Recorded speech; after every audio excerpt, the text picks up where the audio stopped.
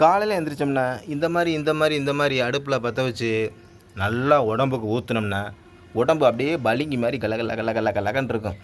வலியும் போயிடும். அதே மாதிரி இந்த அடுப்பு ஊதுறது மேலே புகை போனால் அப்படின்ட்டு பிரச்சனை பண்ணுவாங்க சில பேர்.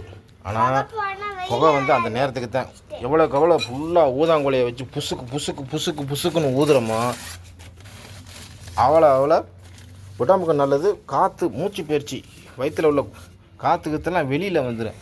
அதனால் எப்போதுமே சரி நல்லா சுடுதண்ணி வச்சு நல்லா குளிங்க.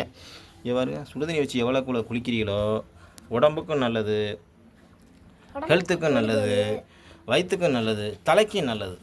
நல்லா சுடுதண்ணியை எப்போதுமே வச்சு ஊற்றி குளிச்சிங்கன்னா என்றைக்குமே சரி கை கால் வலி, உடம்பு வலி, கால் வலி, மூட்டு வலி அனைத்து வலியும் எடுத்து விடும். அதனால் தயவுசெய்து சுடுதண்ணியில் குளிங்க. காலையில் கொதிக்க ஊற்றிடாதீங்க, தோல் வெளியில் வந்துடும்.